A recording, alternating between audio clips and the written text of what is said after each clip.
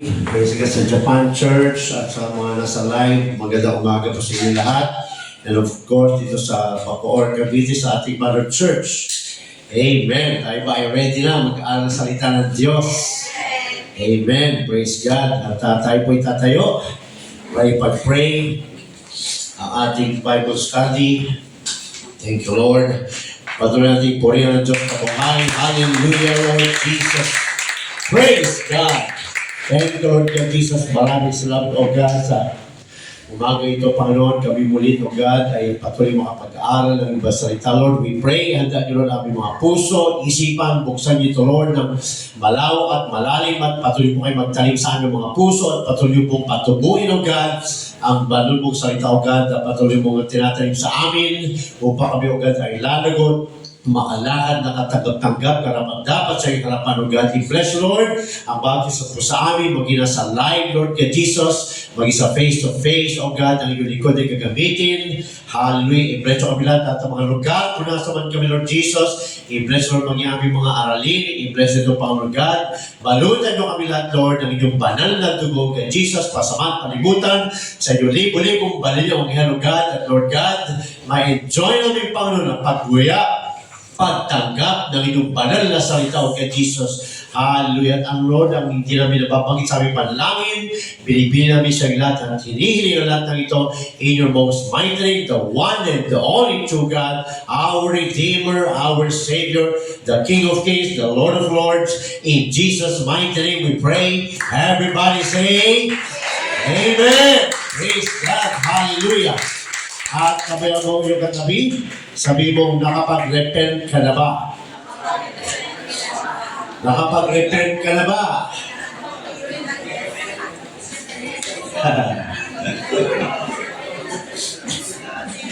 Ang lamig dito ba? Amen. Tayo po ipinalabog po mga kapatid. So last time, tinalakay natin ang what is repentance. Yan, no? What is repentance? Ngayon naman, tatalakayin natin, is repentance necessary? Kailangan ba ang repentance? Importante ba ang repentance? Amen. Hallelujah. Napaganda ito mga kapatid, no? Para tayo ay mapaalahanan. Praise God. Maging mga nasa live, makapakinig. Ano ba talaga repentance? So, kung sila ay nakapakinig last time, kung kayo ay nakapakinig last time, what is repentance? Ngayon ang continuation. Is repentance necessary? Praise God. Hallelujah. Kaya ang ating goal, no, to show us that without repentance, there can be no salvation. No? Pag wala pong repentance, wala pong kaligtasan. Yan, no? Kaya maganda ito, no? Kaya kinakailangan talaga ng repentance. Kaya nga ang unang sinigaw ni Apostle Peter sa Acts 2:38 ay, then Peter said, repent. Yan, no? Bago magpabaptize, kailangan mag-repent. Yan, no? Hallelujah. Buksan natin ang ating key scripture sa Acts 17:30. Acts 17:30. Praise God. Ang sabi dyan, and the times of this ignorance God winked at, but now commandeth all men everywhere to repent. Praise God. Hallelujah. No, yung Tagalog natin, hallelujah. Ang mga, sabi ko dyan, 30, no? Ang mga panahon ay kahangalan ay, ang mga panahon ng kahangalan ay pinalipas na nga ng Diyos. Nagpapatukoy sa noong panahon.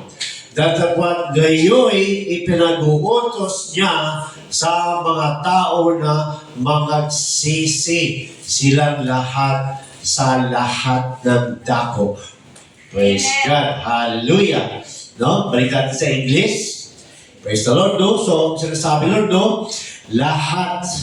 Praise God, no? Noong panahon, no? Ay pinalagpas na the Lord. Etong panahon natin, ito na yung panahon ng ngayon. Yan, no? Sabi nga ng Lord, no? That all men everywhere to repent. Praise God. So maganda itong topic dahil lalo tayong lalalim, ano ba talagang repent, Pastor? Ano ba talaga? Kasi nagpabaptize na ako eh. Yan, no? So sabi dyan, repentance is a commandment from God. Ito ay utos ng Diyos, no? And any commandment that we receive from God must be obeyed. So, utos to ng Diyos. So, pag utos ng Diyos, kailangan masunod. Yan, no? Kailangan masunod. Praise God. Sabi nga sa Luke 13:5. Basa natin? Luke 13:5. Amen. Luke 13:5. Sabi the Lord, no, I tell you, nay, but except ye repent, ye shall all likewise perish. Kung hindi tayo magre-repent, mga kapatid, lahat ay mapapahamak. Ibig sabihin, papunta sa impyerno yan. No? Kung hindi magre-repent ang tao, lahat ay mapapahamak, hindi maliligtas. Praise God. Jesus said in Luke 13:5, repentance is vital to the plan of salvation. Importante, no? Sa plan of salvation ang repentance. Praise God. Buksan din natin sa Ezekiel 14:6. Ezekiel 14:6. Amen. Chapter 14, verse 6. Andiyan ba natin mga Bibles? Hindi mga Bible. Parang galing na sa ilong yung amen na. Praise God. Therefore, say unto the house of Israel, thus said the Lord God, repent and turn yourselves from your idols and turn away your faces from all your abominations. Praise God. So, pag-repent talaga, no, ay hindi lang siya sa isip, hindi lang siya sa bibig, nasa gawa. No?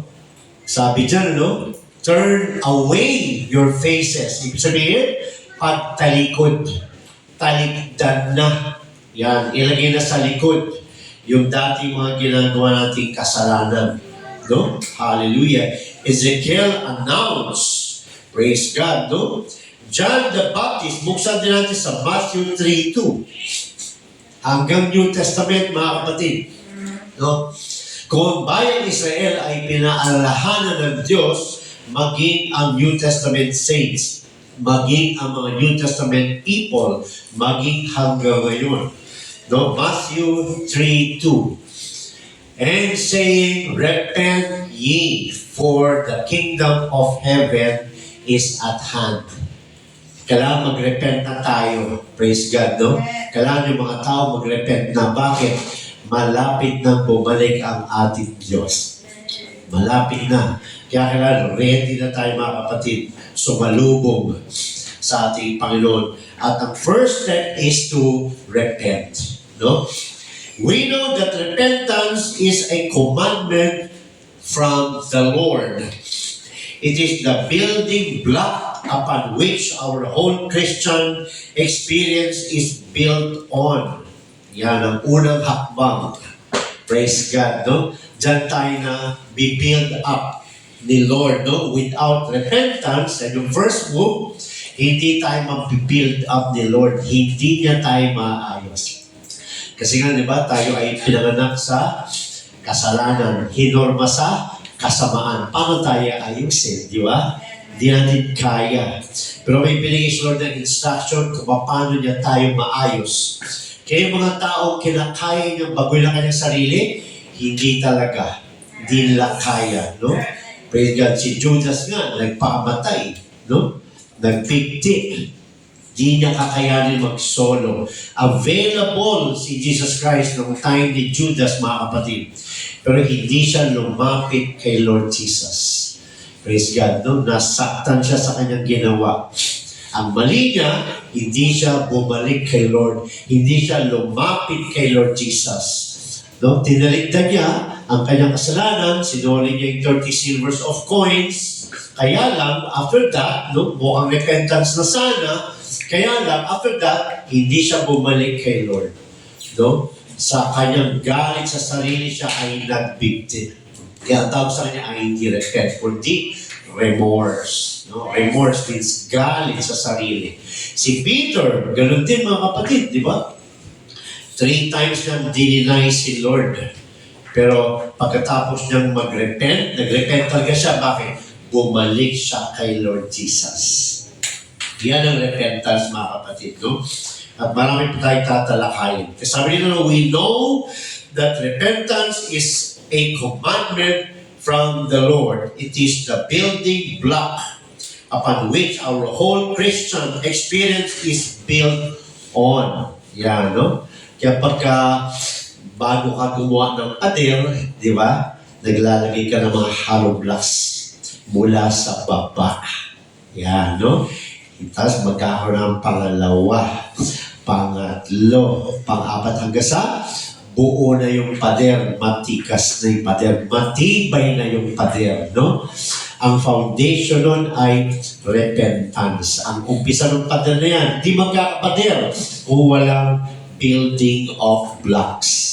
Yan. Kung walang pag-build the Lord, no? So si Lord ang nag-build. Nagbibigay siya ng utos, pero tayo tagasunod. Pag sumunod tayo, the Lord is building the blocks. At tayo ay naaayos. Yan. Kaya huwag natin suluhin. Kung may mga kahinaan tayo, sino dito walang kahinaan? Di ba lahat meron? May maliit, may medium, may malaki, pero lahat yan kayang ayusin ng Diyos. So, huwag tayo mawala ng pag-asa. No? Mag-rejoice tayo dahil meron tayong Redeemer. Meron tayong Savior. Kaya lang, ano magagawa ng Savior kung magbibigay siya ng instruction, hindi naman susundin. Di ba? Wala rin. Kaya mapalad tayo, meron tayong Savior, Redeemer, meron tayong Diyos, praise God, nagbigay ng instruction. Ang gagawin na lang natin ay sumunod, araw-araw. Praise God. Kasi sabi dyan, hallelujah. For without repentance, there can be no forgiveness or remission of sins. Kaya talaga magsisimula sa repentance. Kaya siya ni Peter Acts 2:28, no? Then Peter said, repent! Hindi niya sinabi, then Peter said, be baptized. Hindi. Ang una niya sinabi, repent and be baptized. Yan, no? Turn away unto Jesus. Repent, talikod. And be baptized unto Jesus. Yan, ganun yun mga kapatid, no? Praise the Lord. Hallelujah. Repentance causes chain reaction. Yan ang kagandahan sa repentance. Pag sumunod tayo sa salita ng Diyos, we are repenting from our sins. At ano mangyayari? Nagkakaroon ito ng chain reaction. No? Hallelujah. Magtiwala tayo sa Diyos. No? Dahil ang Diyos ang kikilos sa ating buhay. No? May kahinaan tayo, may nagagawa tayong kasalanan, pagkakamali. Normal yan sa isang Christian dahil parang baby, no? Habang lumalaki, nadadapa. Pero hanggat may tatay na umaangat sa atin, magpahawak tayo. Huwag tayo nga hawak. Magpahawak tayo sa Diyos. Dahil kung ikaw nga hawak, darating araw, mapapagod ka. Bibitaw ka din, no? Pero kung ang Diyos ang humawak sa atin, hindi ka niya bibitawan. Hanggang tayo ay nasa repentance, hawak ka ng Diyos. Yan ang good news, mga kapatid, no? Pero pag tayo ang nahawak sa Kanya, para lang sinabi natin, kaya natin. Pero ang totoo, hindi natin kaya. Kaya pag nananalangin tayo, sabihin natin, Lord, hawakan mo ko, Lord. May kahinaan ako. Baguhin mo ko, Lord. may kahinaan ako. Hawakan mo ako, Lord. No? At tayo naman ay, kahit nahirap, kahit na mabagal, as long as tayo ay walking, running, scrolling forward, we are in repentance. At hindi mapapagod ang Diyos. Kaya kung sige mo, wala ka ng pag-asa, may pag-asa ka. Pag-asang hindi nasusukat. Praise the Lord. Hallelujah. Kasi sabi dyan, repentance causes a chain reaction. Praise God. Ano yung chain reaction? Una, repentance. Ano ang next na reaction? Dahil sumusunod ka sa salita ng Diyos. Baptism in the name of Jesus Christ. Dahil na dumating sa iyo ang salita ng Diyos, at nalaman mo na ikaw ay makasalanan, at nalaman mo na ikaw ay papunta sa impyerno, no? Romans 6:23, for the wages of sin is death, but the gift of God is eternal life through Jesus Christ our Lord. Kaya nung nalaman mo yan, meron ka palang pag-asa, may hope pala naghihintay, so pwede ka mag-repent, and ang chain reaction is, susunod ka sa salita ng Diyos, ang sabi niya, magpabaptize sa kanyang pangalan, in the name of Jesus Christ, at ang sunod dyan, yung pangako niya, tatanggapin mo ang banal na spirito. Praise God. At magkakaroon ka ng victorious living. At doon tayo papasok sa kaharian ng Diyos. Praise God. Hallelujah. Kaya lahat yan nag-uumpisa sa repentance. No? Buksan natin Acts 2:38. Praise God. No, wala pong pwede magsabi na hindi naman ako masamang tao.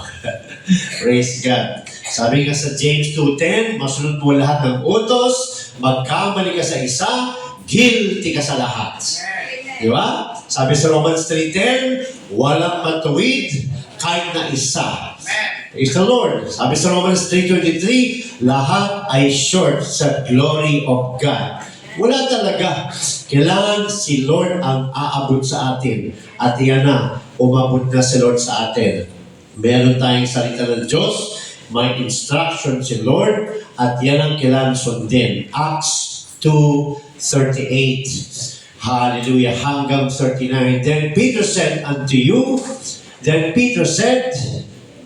Acts 2:38. Then Peter said, repent and be baptized, every one of you, in the name of Jesus Christ, for the remission of sins. Yan. Kailangan natin mag-repent, no? Pagtalikod yun. Pero hindi tayo pwedeng tatalikod lang. May pupuntahan dapat tayo. Kasi kung hindi, magiging katulad tayo ni Judas, no? Tadaligdan mo at wala ka namang lalapita na mas makapangyarihan sa kasalanan, na mas makapangyarihan sa dyablo, tatalunin ka. Kaya kailangan taligdan mo sarili mo at lumapit ka. Paano ka lalapit kay Lord? Repent and, kaya sabi dyan, and be baptized in the name of Jesus Christ. Para saan? Yung name. For the remission of sins. Praise God. Remitted ang sins natin. Erase, burado, bago ka na ulit. Because of the name. Kaya kinakailangan mapaptize tayo in the name of Jesus Christ. No? Because kung tayo ay pinaptize sa Father, Son, Holy Spirit, no? Title po yun. Walang power to remit sins. Dahil ang sabi sa Bible, Matthew 28:19, baptizing them in the name. Praise the Lord. At naunwa po yun ng mga apostles, kaya wala pong nagbaptize na apostles o disciples sa Bible in the name of the Father and of the Son and of the Holy Ghost. Kaya isa wala. Because they understood the command of the Lord Jesus to baptize in the name. At yung name, binigay sa Lucas 24:47, no? And that repentance and remission of sin should be preached in His name. Kaya itong Acts 2:38, no, hindi po ito own words ni Peter. Ito ay repeated ni Peter yung words ni Lord Jesus Christ sa Matthew and sa Lucas. Amen. No? Sabi ni Peter dyan, then Peter said unto them, repent. Saan nang galing yun? Sa Lucas 24:47. And be baptized. Saan nang galing yun? Sa Matthew 28:19. Every one of you in the name, saan nang galing yun? Sa Matthew 28:19. Of Jesus Christ, sa Lucas 24:47. No? For the remission of sins, Lucas 24:47. Praise God. And he shall receive the gift of the Holy Ghost. Gift of the Holy Ghost. Saan galing yun? Romans 6:23. And you shall, for the wages of sin is death, but the gift of God is eternal life through Jesus Christ our Lord. Kaya matatanggap natin yung gift. Praise God. Yung po yung Holy Ghost. At tayo ay magkakaroon ng eternal life. Pero lahat yan nagsimula sa repentance. Without repentance, there is no salvation. Because repentance brings you to obedience to the command of God. No? Kasi sabi dyan, Acts 2:39, for the promises unto you and to your children and to all that are afar off, even as many as the Lord our God shall call. So hindi totoo yung turo ngayon na mga Holy Ghost daw ay para sa mga apostles lang. No, it is a promise of God that it is for everyone. Yan, linaw-linaw, sabi ni Peter, for the promises unto you and to your children, di ba? Praise God. And to all that are afar off. Sino yun? Yung mga taong wala doon nung sumisigaw si Peter. Praise God. Nagpapatukoy yan sa panahon. Nagpapatukoy yan sa atin. Praise God. At sabi dyan, even as many as the Lord our God shall call. Saan ipapatukoy yan? Sa mga susunod pa sa atin. And marami pang kaluluwa. Hallelujah. Kaya kompleto yan. Hindi yan para sa mga apostles lang. Para yan sa lahat. Dahil yan ang buhay na walang hanggan. So may chain reaction. Yan ang blessing. Yan ang power ng repentance. Minsan nakafocus lang lahat. So water baptized na ako Jesus Christ name Nakareceive na ako ng Holy Ghost Pre-repentance, kinalimutan. Alam nyo ba na ang repentance ang importante? Without repentance, hindi tayo maliligtas. Praise God. Tignan natin. Hallelujah. So sabi nito, however, without repentance, the rest is not possible.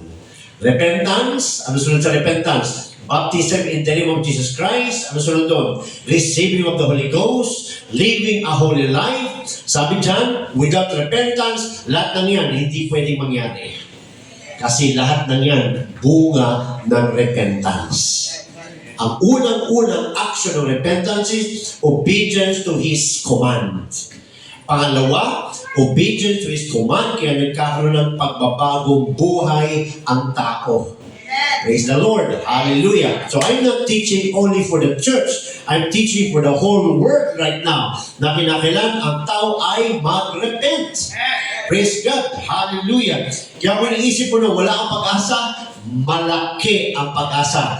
Walang sukat. Woo! Hallelujah. So babalikan natin lahat ng uri ng kasalanan natin, mga pinagagawa natin. Praise God, no? Nagkamali tayo. Kahit Kristiyano ka na, nagkamali ka pa rin. Praise God. Pero ang Diyos, hindi nagsasawang magpatawad. Dahil ang repentance ay laging available. That is the grace of God. No? Hallelujah. Hinihintay niya tayong lumago. Matuto ang bata, ilang beses yan ang dadapa. Diba? Praise God. Pero habang lumalaki, nakakayanan niya ng tumakbo na hindi nadadapa. Di ba? Yung mga matatanda nga, di ba, nadadapa? Di ba? Praise God, no? Yung mga bata, nadadapa. Pero si Lord, laging nakaabang. Amen. Kaya hindi tayo nakatingin sa ating pagkakamali, no? Diyan, yan ang dahilan kung bakit merong Diyos. Praise God. Kaya sabi Lord na, I have not come for the righteous, but for sinners to come to repentance. Yan yun, no? Kaya wala magaling. Ang Diyos lang ang magaling. Praise God. So ito ako ng tanong. No? Meron tayong siyam na pag-aaralan. Sana magkasya, no? How does one repent? Pastor, paano ba mag-repent? Yan, di ba maganda? Napakaganda, no? Praise God. Paano ba mag-repent? So number one, conviction of sin. Inaamin ba natin na tayo ay makasalanan? Inaamin ba natin na meron tayong kasalanan? No? Sabi niya, before one can truly repent, he must have an understanding and acknowledgement that he is guilty of sin. No? Bago siya makapag-repent, kailangan ma-acknowledge niya muna. Hallelujah. Ang Diyos, ma-realize niya, umaamin siya sa harapan ng Diyos na siya ay makasalanan. Paano ka magre-repent kung wala naman kasalanan? Di ba? Self-righteous. Kaya ayaw niya mag-repent. Feeling niya, mabait siya.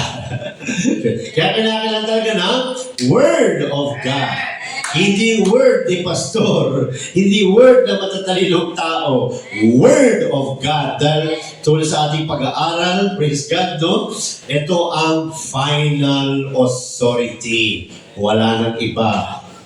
Pag sinabi ng Diyos na tayo ay sinner, tayo ay sinner.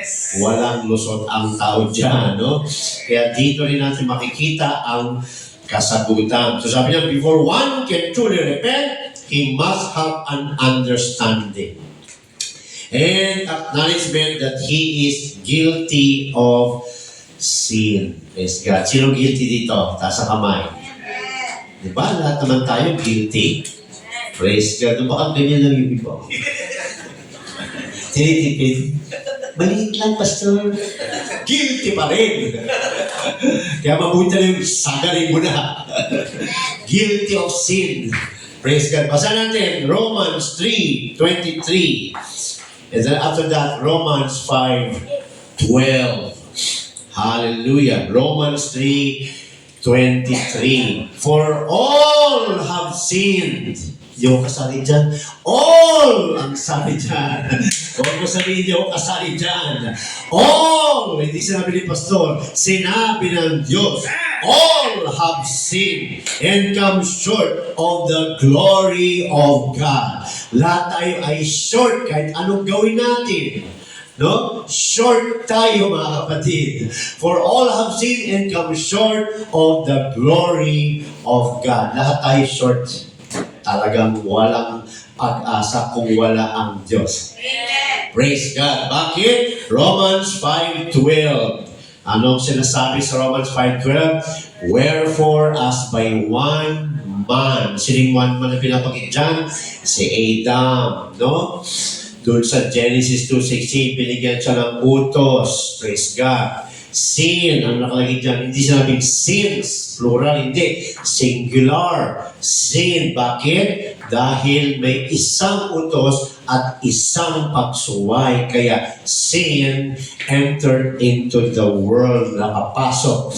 And death by sin, at nagkaroon ng kamatayan si Adam at si Eve. No? Bakit? At sinabi ni Lord John sa Genesis 2:16, pag kinain nyo yan, walang salang kaw ay mamamatay. Yan. Kaya nagkaroon na ng kamatayan. No? And so death passed upon all death. Namana natin yung kamatayan. Kaya kinakailangan natin ma-born again. Dahil tayo ay patay. Nakalagay sa buong Matthew yan. Diba sabi ng isang alagad, Lord, hayaan mo muna na ilibing ko ang aking tatay na namatay bago ko sumunod sa iyo. Diba? Ano sinabi Lord sa kanya? Hayaan mo mga patay maglibing sa mga patay nila. Bakit? Hanggang ang tao ay hindi pa nakapag-repent, hindi pa bayad sa cross of Calvary, hindi pa baptized in the name of Jesus Christ, ay patay na siya, nakaabang na ang impyerno. Yan ang totoong kalagayan ng tao. Kasi sabi sa Romans 5:12, wherefore as by one man sin entered into the world, and death by sin. Nagkaroon ng kamatayan. Ang design ng Diyos ay walang kamatayan doon sa nasunod ng Garden of Eden. Pero dahil sa kanilang pagsuway, naisan sila ng Diablo. Bakit? Sila ay nasa innocence dispensation, no? Kaya kita mo ang baby, no? Kahit wala kang bata, kahit wala kang pambili ng bisikleta, di ba? Sabi mo, bukas na bukas, pag uwi mo, may bisikleta ka na. Di ba? Malita niya yun sa classmate niya. Problema mo yan. Kung saan mo walang pambili mo ng bisikleta. Praise God. Pero ang Diyos, pag nagsalita, siguradong may nakaabang na kaligtasan. Hallelujah. Hindi ka tulad ng tao, no? Pag nangako, napapako. Praise God. Ang Diyos, hindi. Bago niya sinabi, handa na ang kaligtasan. Praise God. Kasi sabi niya, and death by sin, and so death passed upon all men for that all have sinned. Kaya tayo nagkaroon din ng death. Bakit? Tayo ay makasalanan. Namana natin hindi yung kasalanan ni Adam and Eve. Namana natin yung kanilang nature as a sinner. Dahil sila ay pinalabas ng Garden of Eden at lahat tayo pinanganak sa labas ng Garden of Eden. Ibig sabihin, sa labas ng presensya ng Diyos. Kaya kinakailangan natin mag-born again para makabalik sa loob bago siya bumalik. Yan, no? Praise God. Hallelujah. So, conviction of sin. Hallelujah. Kailangan tayo ay convicted na tayo ay sinner, mga kapatid, bago tayo makapag-repent, no? Sabi dyan sa 1 John 3:4. Basa natin. 1 John 3:4. Praise God. Hallelujah. 1 John chapter 3 verse 4. Whosoever committed sin transgresseth also the law. For sin is the transgression of the law. Ano ba ibig sabihin ng transgression? Offense. Yan, no? Pag tayo ay nagkakasala, no, nag-o-offend tayo. O, sino naman dito na-offend? Sa mga salita, di ba? Yung nagtatampo-tampo ka pa, di ba, no? Masyado naman akong na-offend. Masyado naman akong na-offend sa sinabi ni sister. Kung tayo bilang tao nakakaramdam ng pain pag tayo ay na-offend, mas lalo na ang Diyos. Praise God. Dahil ginawa niya ng lahat para tayo maligtas. Praise God. Hallelujah. At ayaw pa sumunod ng tao, offensive yun sa ating Panginoon. Kasi sabi dyan, 1 John 3:4, whosoever committeth sin transgresseth also the law. New Testament dyan. For sin is the transgression of the law. Ang kasalanan pala ay yun yung nag-o-offend sa law ng Diyos. Ano ba yung law? Utos ng Diyos. Praise God. Ano ba ang law? Sino ba ang law? Di ba? Salita ng Diyos. Siya po yung Diyos na nagbigay sa atin ng salita. So every time we commit sin, no, we offend God. Hindi si sister, hindi si brother. Ang number one na na-offend natin ay ang Panginoon. Hallelujah. Kaya napakaganda nito dahil go-grow tayo. No? Go-grow tayo. Praise God. Hallelujah. Kasabi dyan, no? Whoso committed sin transgressed the law, therefore they sin against God and deserve the punishment of death. Kaya yung mga nag-o-offend sa law, yung mga nag-o-offend kay God, deserve nila ang kamatayan. Maganda to para magseryoso tayo kasi baptize na tayo. May Holy Ghost na tayo. No? Kung baptize ka na in the name of Jesus Christ, may Holy Ghost ka na, nag-spoke in tongues ka na, posible pa bang mag-transgress ka sa law? Yes. Dahil kahit baptize ka na, may Holy Ghost ka na, kung nagpapatuloy ka naman sa kasalanan, you still offend God. Yes. Diba? Sabi nga ni sister, yes. Chow-chow ba yun? O, diba? Boses babae kasi. Bagay, bata pa siya. Kita mo, kahit bata, naiintindihan, ha? Malaking problema, pag yung magkakanda dito, hindi maintindihan. Diba? Kahit baptize ka na in the name of Jesus Christ, At tanda natin ito para mag-iingat na tayo kasi nag-aantay na tayo sa rapture. Kahit may Holy Ghost na tayo, kahit naranasan mo pa yung mga miracles, experiences ni Lord, pero kung nagpapatuloy ka naman sa kasalanan, walang kabuluhan lahat ng yan. Because we still offend God. Because sabi nga sa Acts 1:8, no? You shall receive power after that the Holy Ghost is come upon you. Diba? Ibig sabihin, no, may kapangyarihan ka to overcome sin. Hallelujah. Kahit na tayo ay bumabagsak, pero yun ang tumutulong sa atin na makapagpatuloy. Hallelujah. Kaya posible yun. Kaya napakaganda nitong aralin para maging aware tayo. Bakit? Kasi nasa stage na tayo ngayon, naghihintay na lang ng rapture.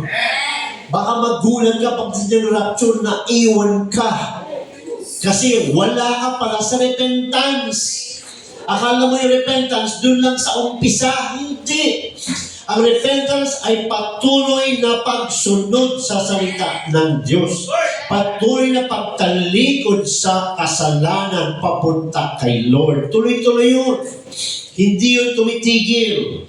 Isang beses ka lang i-baptize, isang beses ka lang makareceive ng Holy Ghost, isang beses ka lang mag-speak in tongues as an evidence, initial evidence, na ikaw nakareceive ng Holy Ghost. Pero ang repentance, every day yun. Hindi yun napuputol. Tuloy-tuloy yun mga kapatid. Kasi sabi dyan, hallelujah. Sabi dyan sa Psalms 51:4. Psalms 51:4. Praise God. Yan. Psalms 51:4.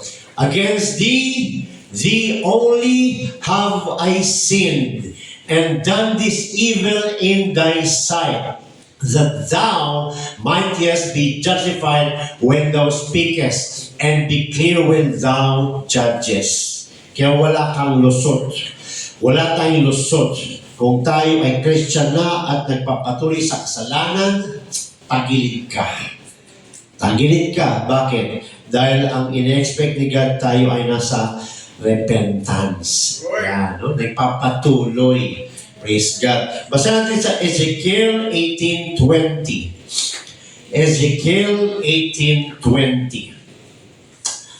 Amen. Hallelujah. Kaya serious ito.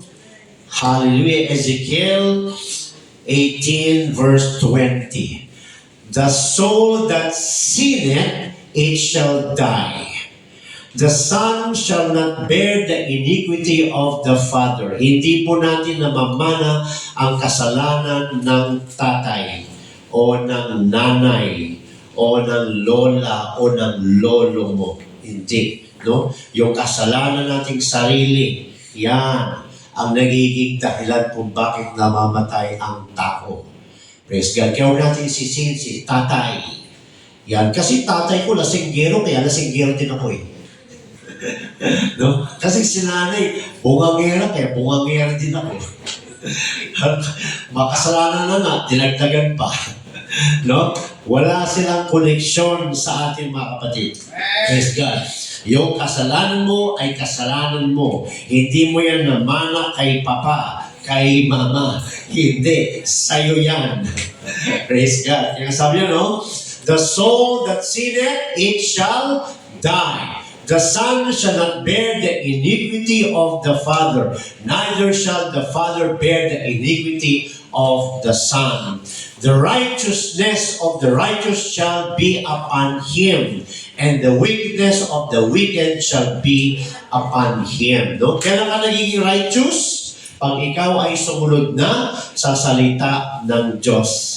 Di ba? Di ba sabi nga sa James 2:24 hanggang 26, no? Nung sumunod na si Abraham para i-offer si Isaac, ano sabi doon?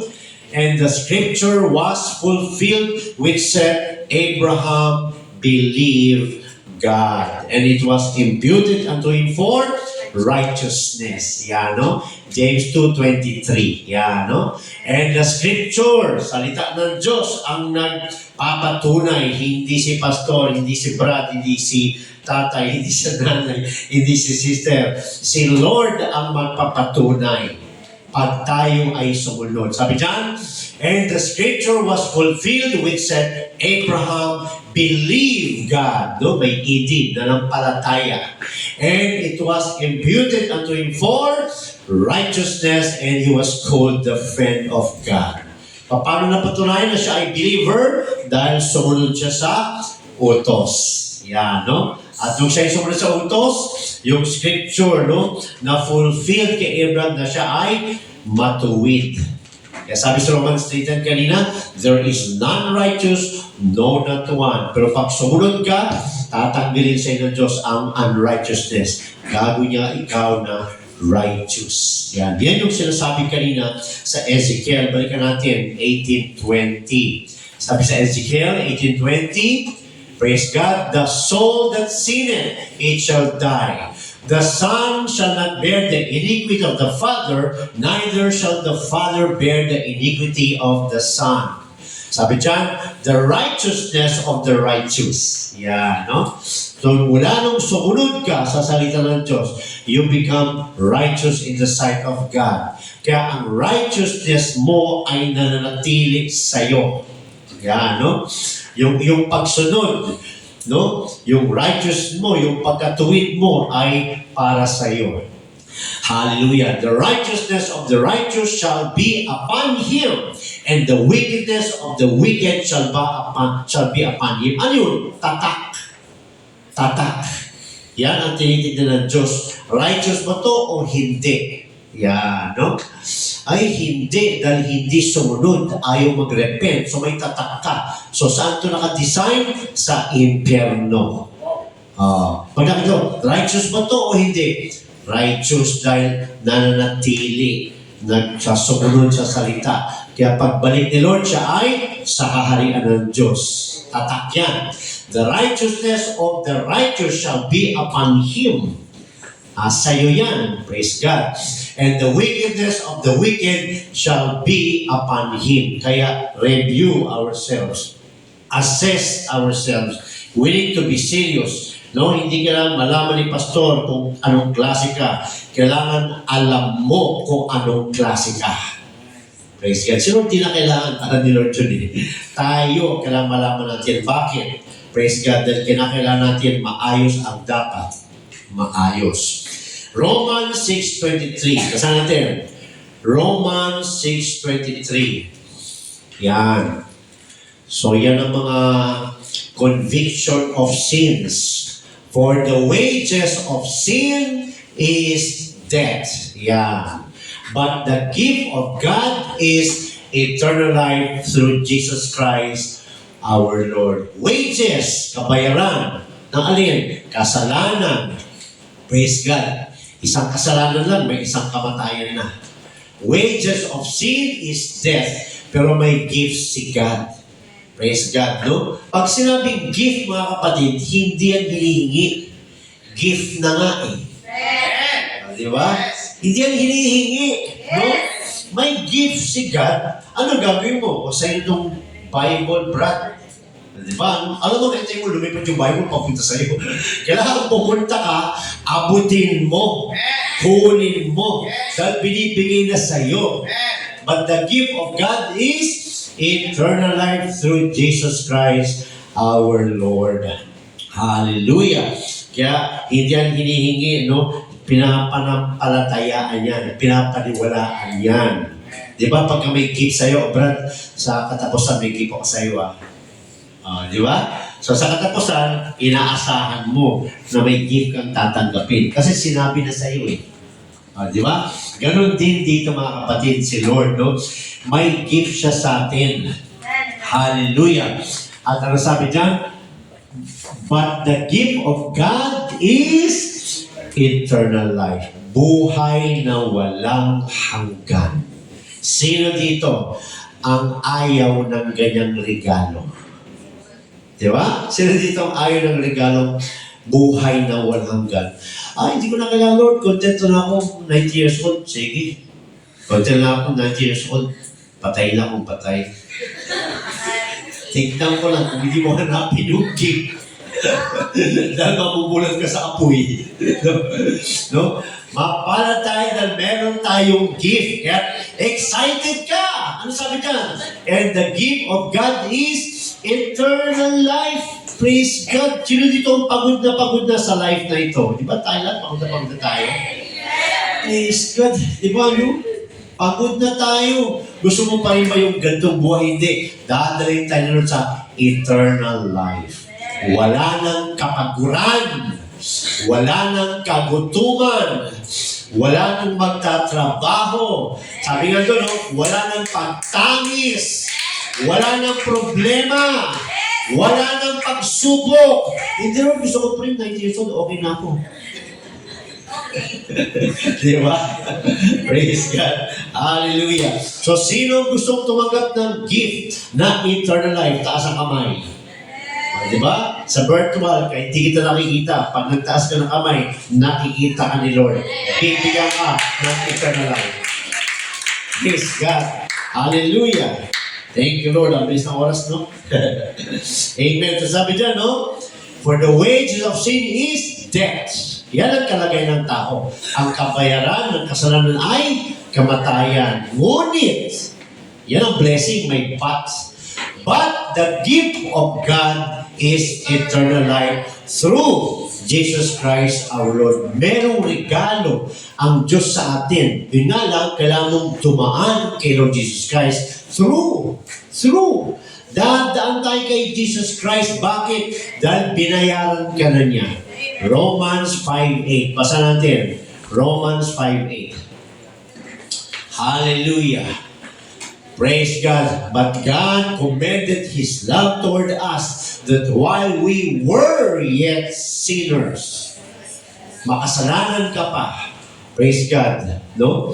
Hallelujah. Christ died for you. May nagbayad na para sa iyo. Hallelujah. Alamin natin yan. Paano tanggapin? No? Hallelujah. Sabi nila, may namatay na daw. Kaya save ka na. Hindi yung totoo sa Bible. No? May instructions sa Bible kung paano tanggapin yung atonement for sin, yung cross of Calvary, yung death, burial, and resurrection of our Lord Jesus Christ. Nakasulat sa Bible, may instruction pa rin si Lord. Kasama pa rin yan, part pa rin yan ng repentance.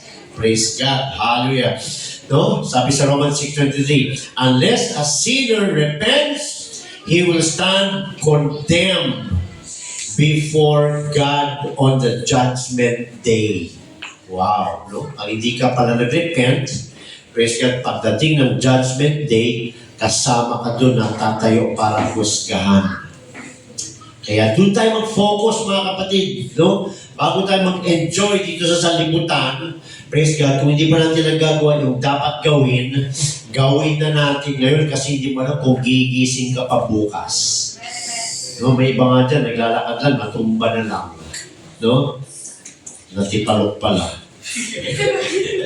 Era umpok. Patay. Di ba? Pinapatawa ko na kayo. No? Mga ganyan eh. Di ba?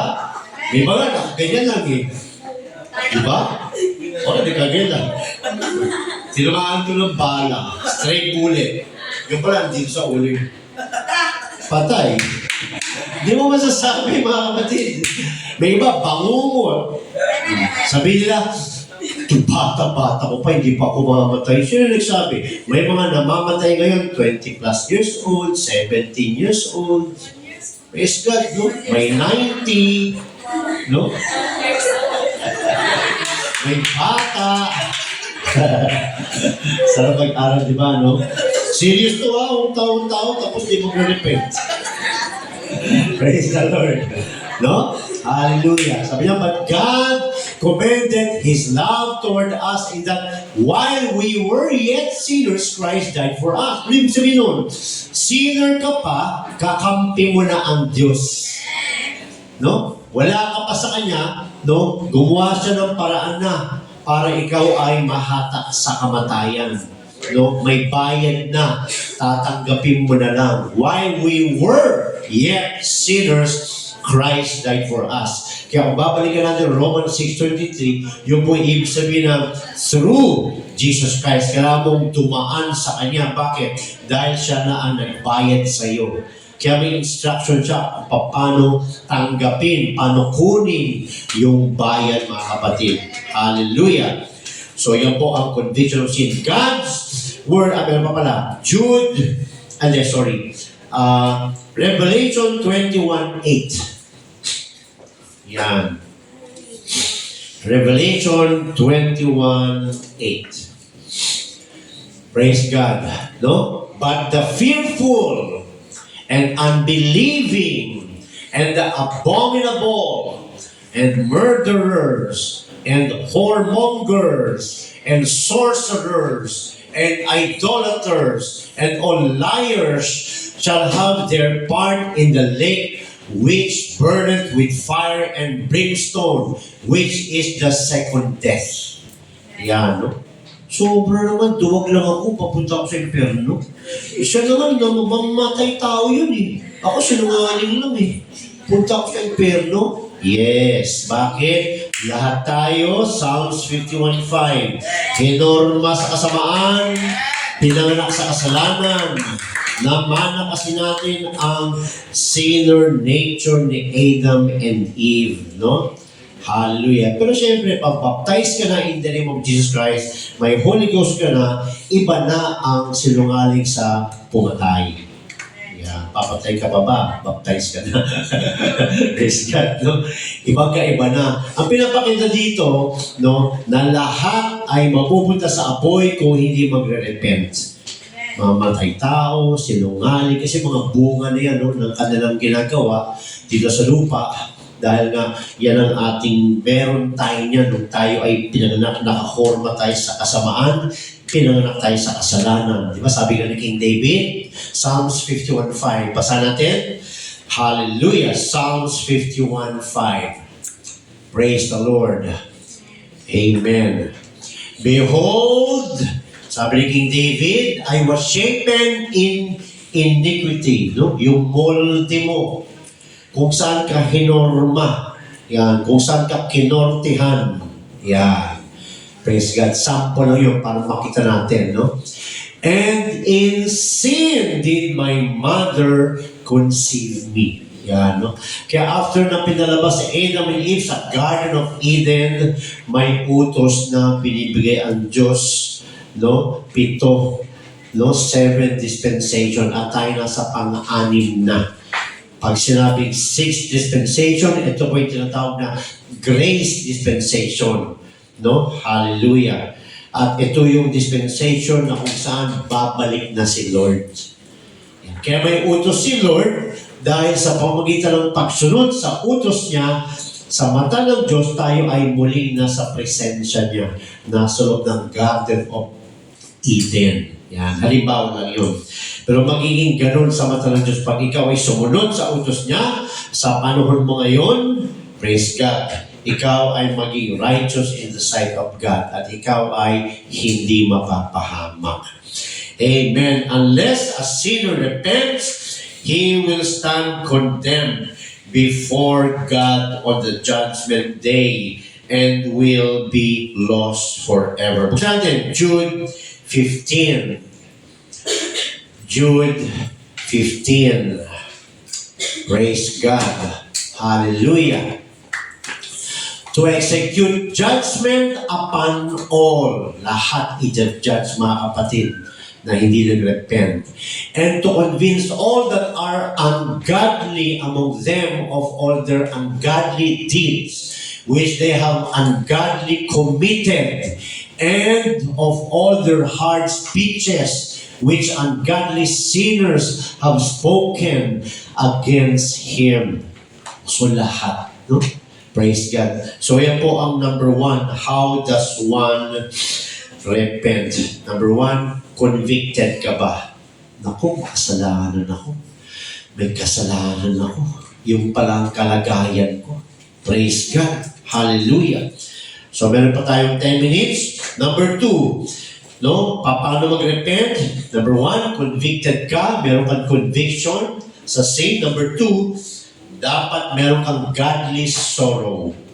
Yan, no? Godly sorrow. Praise the Lord. That's number 2. Hallelujah. Ay, hindi. Balik muna tayo. Hindi pa pala tayo tapos. God's Word will reveal our sins. Yung Word of God. Pag nagbasa tayo, may Bible study tayo ngayon, pag nag-aaral tayo ng Word of God, God's Word will reveal our sins to us as we study it. Yan, no? Pag nag-aaral tayo ng salita ng Diyos, si God mismo magre-reveal sa atin kung anong kasalanan natin. Yan. Di ba blessing? Praise God. Kasi nalaman mo. Pag nalaman mo, alam mo kung saan ka dapat magbago. So blessing yun. Hindi yun negative. Blessing yun. Because God cares, so He will tell you what is wrong with you. Kasi sabi niya, God's Word will reveal our sins to us as we study it. This knowledge will bring conviction. Kaya nga mako-convict tayo. Without the Word of God, hindi mako-convict ang tao. Nako-convict ang tao dahil nabasa niya sa salita ng Diyos na ikaw ay sinner. Yan. At ito ang kabayaran ng kasalanan, kamatayan. Ito ang dapat mong gawin. Yan, no? Because of God's Word, we are convicted. Our sins are revealed. Our stand before God is revealed. So blessing ang God's Word. No? Blessing siya. Dahil dito, nalalaman natin kung anong gagawin. Bakit? May buhay na wala hanggan na susunod. No? Praise God. Dalawa ang buhay na wala hanggan. Isa sa kadagat-dagatang imperno sa Daniel 12:2. Praise God. At isa naman ay sa buhay na walang hanggan. Daniel 12:2. Andun din yan sa John 5:39. So sabi dyan, God's Word will reveal our sins to us as we study it. The knowledge will bring conviction. Ano? Basa natin Acts 2:37. Acts 2:37. Umpisa natin sa Acts 2:36. Praise God. Hallelujah. Ito, sumigaw si Apostle Peter dito sa Acts 2:36. Ano sabi ni Peter?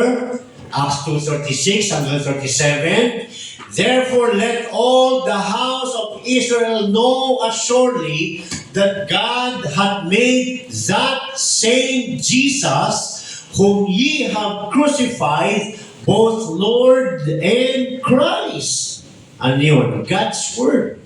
Information. Knowledge. Pinabot ni Peter sa kanila. Yung pinako nyo, yun yung Lord, yun yung Christ. So ano nangyari sa verse 27? Na-convict sila. Bakit? May nag-share. May nagsabi. May sumigaw. Sabi ito sa 37, Now when they heard this, they were pricked in their heart. Yan yung godly sorrow.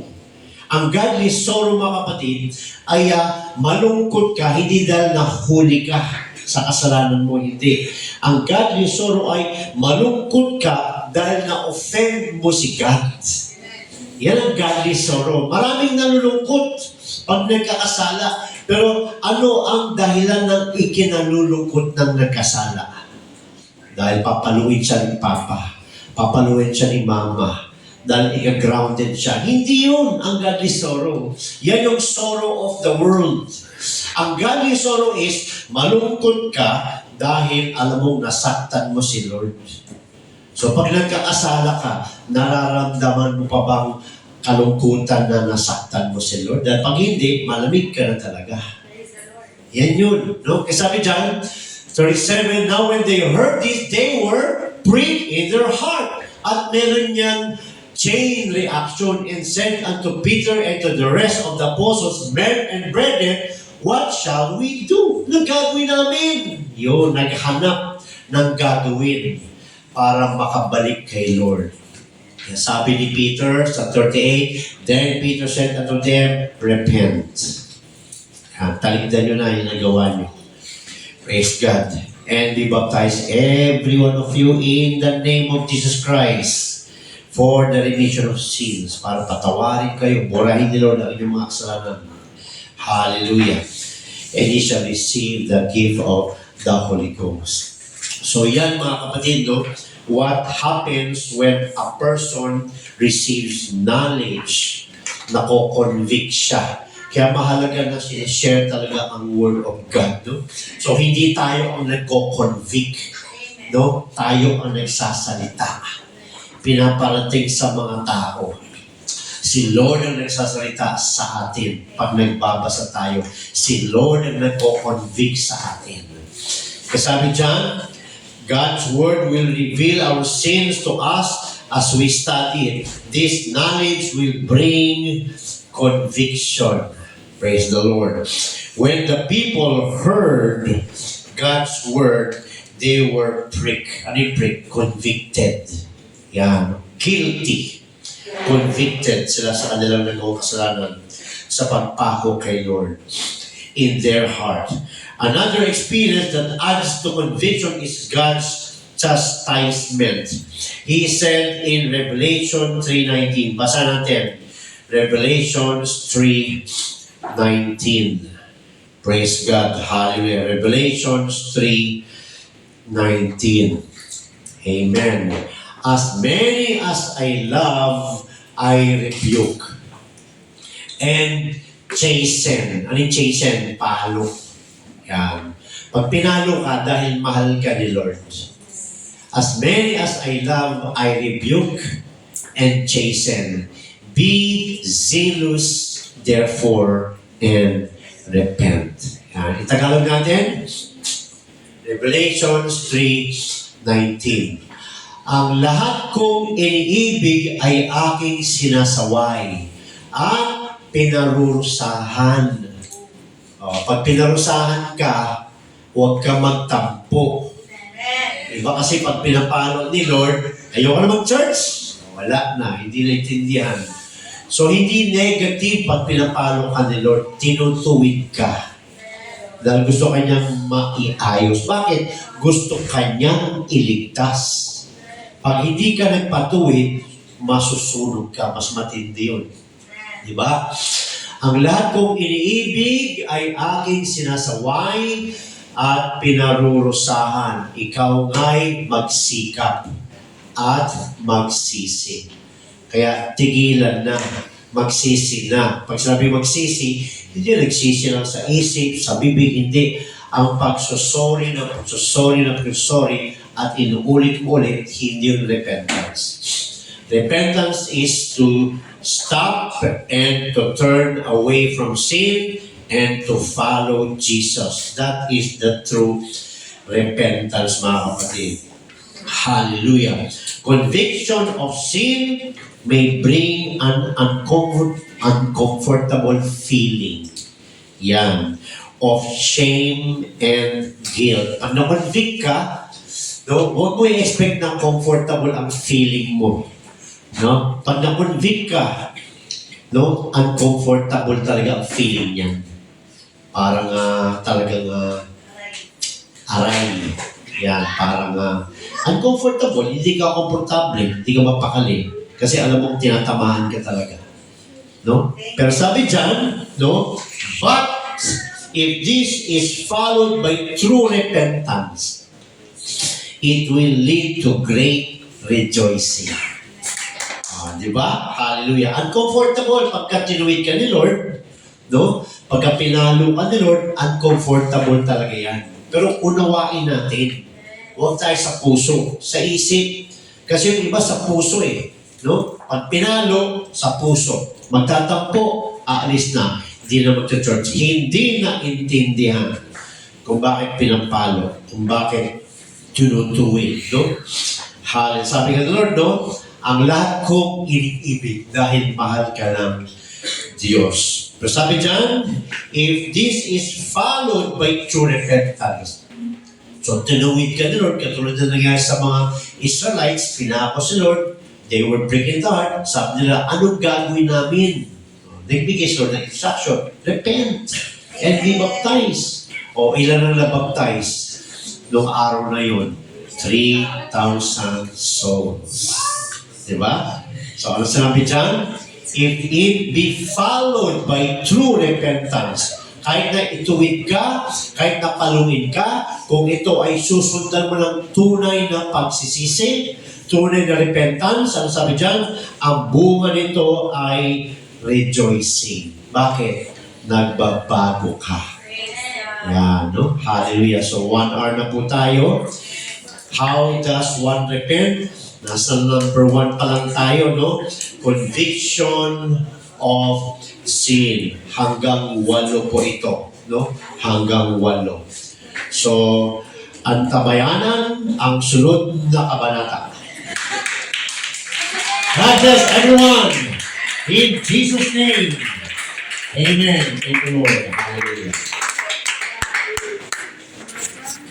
Praise the Lord. Napakagandang aralin na